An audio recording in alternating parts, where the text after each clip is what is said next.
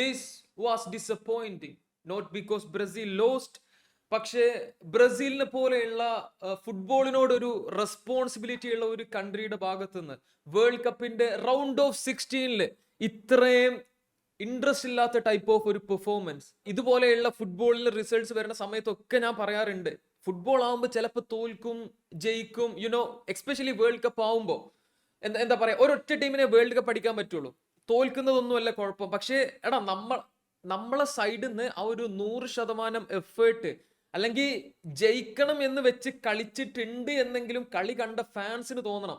കാരണം നിങ്ങൾക്ക് ബ്രസീലിൽ മാത്രമല്ല സപ്പോർട്ട് ഉള്ളത്. ഓക്കെ, കേരളത്തിൽ ഈ ഒരു കൊച്ചു ഇന്ത്യയിലെ സ്റ്റേറ്റ് ആയ കേരളത്തിലുണ്ട് നിങ്ങൾക്ക് ബാക്കിയുള്ള പല വലിയ വലിയ രാജ്യങ്ങളിലുള്ളതിനേക്കാൾ കൂടുതൽ ഫാൻസ്. സോ അത്രക്കും നിങ്ങളായിട്ട് ഇമോഷണലി കണക്റ്റഡ് ആണ് ഫുട്ബോൾ ഫാൻസ് എന്ന് പറയുന്ന ഒരാളുകൾ. സോ അവരോടൊരു മിനിമം റെസ്പോൺസിബിലിറ്റി നിങ്ങൾ ഇത്രയും ഒരു സീരിയസ് മാച്ചിൽ കാണിച്ചിട്ടില്ല എന്നുള്ളതിൽ I am disappointed. And congrats to Norway, congrats to Haaland, salute to them. അവരുടെ പ്ലാനിൽ തന്നെ മുഴുവൻ കളിച്ചു. And Brazil let them play like that.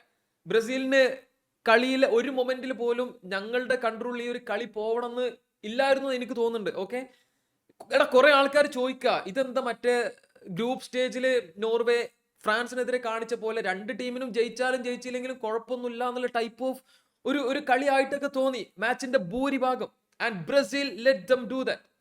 നോർവേനെ നമ്മൾ കുറ്റം പറയൂല, കാരണം അവരെങ്ങനെയൊക്കെയാണോ കളിച്ചത് ഓരാണ് ജയിച്ചത്. So it's always and it is Brazil's fault. That's true.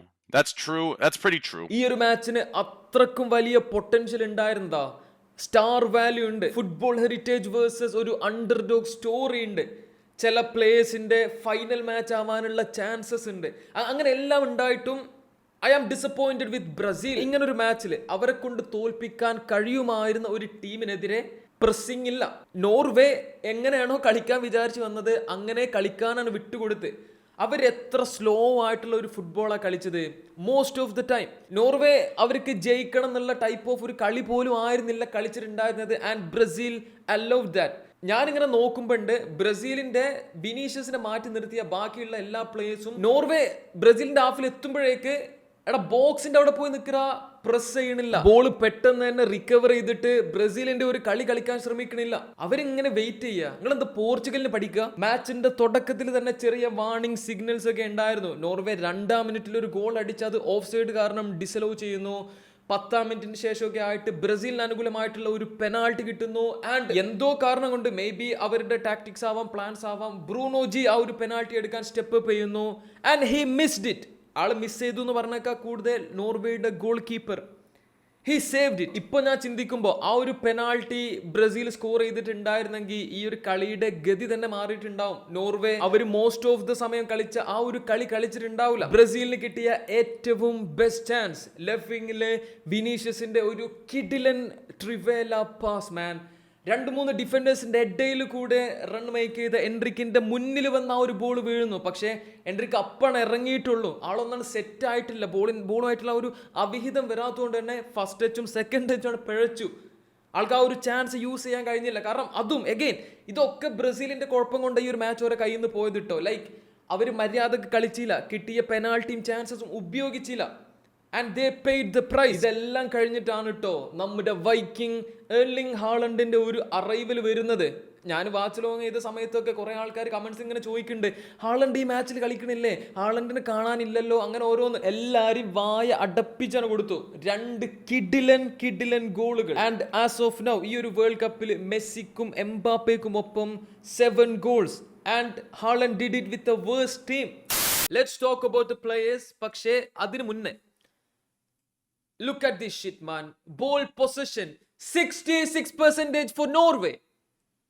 നിങ്ങളൊന്ന് ആലോചിച്ച് നോക്ക്, എപ്പോഴെങ്കിലും നോർവേ പൊസഷൻ കീപ്പ് ചെയ്ത് കളിക്കാൻ മാത്രം എബിലിറ്റി ഉള്ള പ്ലേയേഴ്സ് ഉള്ള ഒരു ടീമായിട്ടോ അല്ലെങ്കിൽ അവരുടെ ഒരു പ്ലേ സ്റ്റൈൽ ആയിട്ട് അതൊക്കെ എപ്പോഴെങ്കിലും നിങ്ങൾക്ക് തോന്നിയിട്ടുണ്ടോ? പൊസഷൻ കീപ്പ് ചെയ്ത് കളിക്കാൻ താല്പര്യമുള്ള ഒരു ടീമായിട്ടൊക്കെ 681 പാസസ്, ഓൾമോസ്റ്റ് ട്വൈസ്.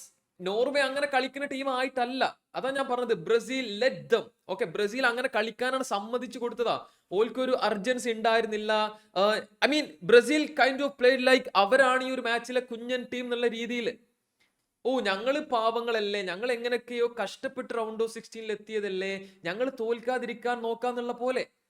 എടാ, ബ്രസീലിനെ പോലുള്ള ഒരു രാജ്യം അങ്ങനെയൊക്കെ ഒരു round of 16 it was so disappointing and embarrassing, അങ്ങനെ തന്നെ പറയേണ്ടി വരും. ബ്രസീൽ നിരയിലെ പ്ലേയേഴ്സിന്റെ റേറ്റിംഗിനെ പറ്റിയിട്ടൊന്നും ഞാൻ അധികം നോക്കുന്നില്ല. ബ്രൂണോ ജി ആൾക്കൊരു അത്രയും പുവർ ആയിട്ടുള്ള ഒരു ഗെയിം ആയിരുന്നു. ഡിഫൻസ്, എടാ ഈ ഒരു ഒറ്റ ഒരാൾ, ഓക്കെ, നോർവേയിലെ ഹാളണ്ട് മാത്രമാണ് ഒരു ത്രെറ്റനിങ് ആയിട്ടുള്ള ഒരു പ്ലെയർ, മര്യാദക്ക് അവിടെ നിൽക്കുകയാണെങ്കിൽ. ആൻഡ് ഇറ്റങ്ങൾ എല്ലാവരും കൂടെ ചേർന്നിട്ട് ഇയാൾ ഒരാളെ പൂട്ടാൻ കഴിഞ്ഞില്ല എന്നുള്ളതാണ് ഏറ്റവും ഫൺ ആയിട്ടുള്ള ഒരു കാര്യം. കാരണം ഗബ്രിയൽ വേഴ്സസ് ഹാളണ്ട് എന്നുള്ള ഒരു സംഭവമൊക്കെ എല്ലാവരും എക്സ്പെക്ട് ചെയ്തപ്പോ ഹാളണ്ട് കളിയിൽ വന്ന ആളെ നേരെ ബോൾ വന്ന ഓരോ മൊമെന്റിലും he was a failure. Okay, ഹാളണ്ടിനെ പിടിക്കാൻ പോയിട്ട് ആളൊപ്പം ഒന്ന് കോമ്പീറ്റ് ചെയ്യാൻ പോലും ഗബ്രിയലിന് കഴിഞ്ഞിട്ടില്ല. ഗോൾ കൺസീഡ് ചെയ്ത വിധങ്ങളാണെങ്കിലും ആൻഡ് ഒഡഗാർഡിന് ഒരു ചാൻസ് എന്തോ മാച്ചിൽ കിട്ടിയിട്ടുണ്ടായിരുന്നു. അതും 2 ഡിഫൻഡേഴ്സിനെ ഹാളണ്ട് തട്ടിമുട്ടി അങ്ങോട്ടും ഇങ്ങോട്ടൊക്കെ കളഞ്ഞ് ബോൾ റിക്കഷേ ചെയ്തിട്ടാണ് ഒഡഗാർഡിന്റെ മുന്നിൽ വീഴുന്നത്. ഹാളണ്ടിനെ ഹാൻഡിൽ ചെയ്യാൻ ഇവർക്ക് ആരെ കൊണ്ടും കഴിഞ്ഞില്ല എന്നുള്ളതാണ് സത്യം. ആൾക്ക് എത്ര ടച്ച് ഉണ്ട് മാച്ചിൽ ടോട്ടൽ? Okay, 30 touch. ഓക്കെ, 30 ടച്ചാണ് ആൾക്കുള്ളത്. പിന്നുള്ള ഒരു കേസ് ഇതാണ്, ഞാൻ നേരത്തെ പറഞ്ഞ ഒരു കാര്യം. 119 പാസസ് നോർവേയുടെ ഒരു മിഡ്ഫീൽഡർ. ഓക്കെ, നോർവേയുടെ ഒരു മിഡ്ഫീൽഡർ 119 പാസ്. ഒരു സെൻട്രൽ ഡിഫൻഡർ 80 പാസ്. മറ്റേ സെൻട്രൽ ഡിഫൻഡർ 80 പാസസ്. ഓക്കെ, ഇനി ഒഡഗാർഡിന് എത്ര പാസ് ഉണ്ട്? 109 passes. Guys, are you serious? ബ്രസീലിന്റെ കസമിറോ 38, ബ്രൂണോജി 27. ഇതാ പറഞ്ഞത്, ബ്രസീലിന്റെ കുഴി ബ്രസീൽ തന്നെ തോണ്ടിയത് ഈ ഒരു മാച്ചിൽ. അത്ര ഇതിനെ പറ്റി പറയാൻ പറ്റുള്ളൂ. ഇവരെ സംബന്ധിച്ച് ചിലപ്പോൾ എന്തെങ്കിലും പ്ലാൻ ഒക്കെ ഉണ്ടായിട്ടുണ്ടാവും കേട്ടോ. നോർവേനെ കളിപ്പിച്ചിട്ട് നമുക്ക് മേ ബി പിന്നെ എന്തെങ്കിലുമൊക്കെ ചെയ്യാന്നുള്ള രീതിയിൽ അവരതിനുള്ള കുറച്ച് കാര്യങ്ങളൊക്കെ ചെയ്തിട്ടുണ്ടായിരുന്നു. പക്ഷെ ഇവരുടെ പ്ലാൻ എല്ലാം ഫ്ലോപ്പ് ആവാനുള്ള ഒരു കാരണം is this guy Orjan Nyland, നോർവേയുടെ goalkeeper. He saved a penalty. ആള് ബ്രൂണോജിയുടെയും എൻട്രിക്കിന്റെയും അത്രയും നല്ല ചാൻസസ് ഡിഫെൻഡ് ചെയ്തിട്ടുണ്ടായിരുന്നു, സേവ് ചെയ്തിട്ടുണ്ടായിരുന്നു. വിനീഷ്യസിന്റെ ഷോട്ട് സേവ് ചെയ്തിട്ടുണ്ടായിരുന്നു. ഒരൊറ്റ തവണ ആള് ഫെയിൽഡ് ആയിട്ടുണ്ടെങ്കിൽ അത് ആ ഒരു നെയ്മറിന്റെ പെനാൽറ്റി മൊമെന്റിൽ മാത്രം. അതും he doesn't have to care. കാരണം മാച്ചിന്റെ ലാസ്റ്റ് മിനിറ്റില് ബ്രസീൽ അത് അടിച്ചാലും അടിച്ചില്ലെങ്കിലും നോർവേനെ അത് ബാധിക്കാനൊന്നും പോകുന്നുണ്ടായിരുന്നില്ല. ഈ ഒരു മാച്ചില് Neymar got around 30 minutes to play. ആള് ഹി ട്രൈഡ്, അത്രേ നമുക്ക് പറയാൻ പറ്റുള്ളൂ. ബ്രസീലിന്റെ എലിമിനേഷൻ കാരണം after the match he announced his retirement as well. ഒരു ഹോൾ ജനറേഷന് അത്രക്കും നല്ല മെമ്മറീസ് കൊടുത്തിട്ടുള്ള ഒരു പ്ലെയറുടെ എൻഡ് നമ്മൾ കണ്ടിട്ടുണ്ട്. എസ്പെഷ്യലി ബ്രസീൽ നെയ്മർ എന്നൊക്കെ പറയുമ്പോൾ, അല്ലെങ്കിൽ നമ്മളെ ജനറേഷനിലെ ആളുകളെ സംബന്ധിച്ച് ബ്രസീൽ എന്ന് പറഞ്ഞാൽ നെയ്മറാണ്. സോ അങ്ങനെ ഒരു ഡിസപ്പോയിന്റിംഗ് ഫാക്ടർ കൂടെ ഈ ഒരു മാച്ചിൽ ഉണ്ടായിട്ടുണ്ട്. അടുത്ത round of 16 fixture Mexico versus England at the legendary Azteca stadium. And മാച്ചിന് മുന്നേ കുറെ അധികം കൺസേൺസ് ഉണ്ടായിരുന്നു. ലൈക്ക് ആ ഒരു സ്റ്റേഡിയത്തിന്റെ എലിവേഷനിൽ യൂറോപ്യൻ പ്ലേയേഴ്സിന് കാര്യമായിട്ടൊന്നും ചെയ്യാൻ കഴിയില്ല. England players will struggle. അതുകൊണ്ട് തന്നെ ഇംഗ്ലണ്ട് പ്ലേയേഴ്സിന് വയാഗ്ര എടുത്ത് കളിക്കാനുള്ള പെർമിഷൻ കിട്ടിയെന്നൊക്കെ പറയുന്നു. അത് വെച്ചിട്ട് അവരുടെ അവരുടെ ഡി ഓഫ് സൈഡ് ആവുന്ന ടൈപ്പ് ഓഫ് മീംസ്, ഇതെല്ലാം കഴിഞ്ഞിട്ടാണ് ഈ ഒരു മാച്ച് നടക്കുന്നത്. ഏതൊക്കെ തരത്തിൽ മെക്സിക്കോക്ക് അഡ്വാൻറ്റേജ് കിട്ടുമോ അങ്ങനെയുള്ള എല്ലാ സംഭവങ്ങളും അവർക്ക് കിട്ടിയിട്ടുണ്ട്. ഓക്കെ, ഫാൻസിന്റെ സപ്പോർട്ട് ആണെങ്കിലും ഹോം അഡ്വാൻറ്റേജ് ആണെങ്കിലും ഈവൻ ഫ്രം റഫറിയുടെ ആസ്പെക്ട്സ് എന്നുള്ള കുറച്ച് കാര്യങ്ങളാണെങ്കിലും അതൊക്കെ പോട്ടെ. പക്ഷേ സ്റ്റേഡിയത്തിലുള്ള ആളുകളുടെ സപ്പോർട്ട്, അല്ലെങ്കിൽ മാച്ച് സ്റ്റാർട്ട് ചെയ്യുന്നതിന് മുന്നേ അത്രയും ഒരു ഡിസ്റ്റർബിംഗ് ആയിട്ടുള്ള ഒരു അറ്റ്മോസ്ഫിയർ ആണ് അവിടെ മെക്സിക്കൻ ഫാൻസ് ഇംഗ്ലണ്ടിന് വേണ്ടിയിട്ട് ക്രിയേറ്റ് ചെയ്തിട്ടുണ്ടായിരുന്നത്. എങ്കിൽ പോലും ഒരു റെഡ് കാർഡ് വെച്ചിട്ട് 40ഓളം മിനിറ്റ് അവർ കളിച്ചിട്ട് പോലും ദേ വോൺ. ഓക്കെ, ഇംഗ്ലണ്ട് 3-2 മെക്സിക്കോയെ തോൽപ്പിച്ച് ക്വാർട്ടർ ഫൈനലിന് ക്വാളിഫൈ ചെയ്തിട്ടുണ്ട്. ജൂഡ് ബെല്ലിംഗം ഈ ഒരു മാച്ചിലെ ഫസ്റ്റ് 2 ഗോൾസ് ഫോർ ഇംഗ്ലണ്ട്. അതും 2 മിനിറ്റിന്റെ ഉള്ളിൽ ആള് 2 ഗോൾസ് സ്കോർ ചെയ്തു. ആ 2 ഗോൾസിലും നമ്മൾ നോട്ട് ചെയ്യേണ്ട ഒരു കാര്യം എന്താണെന്നറിയോ? കുറെ ആളുകൾ ഉണ്ടാവും, ബെല്ലിംഗം ടാപ്പിനടിച്ചു blah blah. But guys, be honest. Okay, ആ 2 ഗോൾ വേണ്ടിയിട്ടും ആളെടുത്ത എഫേർട്ട് ആണെങ്കിലും ആ ഒരു ഇന്റന്റ് എന്ന് പറഞ്ഞ സംഭവമാണെങ്കിലും ഓക്കെ, ആള് എത്ര പക്കായിട്ടാണ് ആ ഒരു റണ്ണ് മേക്ക് ചെയ്തതും കറക്റ്റ് പൊസിഷനിൽ എത്തിയതും ഒക്കെ നിങ്ങൾ ശരിക്കും ഒന്ന് കണ്ണ് തുറന്ന് നോക്കിയാൽ നിങ്ങൾ കാണും. അതെല്ലാ ടൈപ്പ് ഓഫ് പ്ലേയേഴ്സും ചെയ്യാറില്ല. ഓക്കെ, അറ്റാക്കിംഗ് മിഡ്ഫീൽഡേഴ്സ് ആണ് അല്ലെങ്കിൽ സ്ട്രൈക്കറെ സപ്പോർട്ട് ചെയ്യുന്ന പ്ലെയർ ആയിട്ട് കളിക്കുകയാണെന്നുണ്ടെങ്കിൽ പോലും എല്ലാ പ്ലേയേഴ്സും ഫുട്ബോൾ അതിപ്പോൾ ചെയ്യലില്ല. എനിക്ക് വേണമെങ്കിൽ എടുത്ത് കുറേ പ്ലേയേഴ്സിന്റെ പേര് പറയാം, പക്ഷെ ഞാനത് ചെയ്യണില്ല. But Bellingham amazing job. ആൾ ഈ ഒരു വേൾഡ് കപ്പിൽ അത്രയും അടിപൊളിയായിട്ട് കളിക്കുകയാണ്.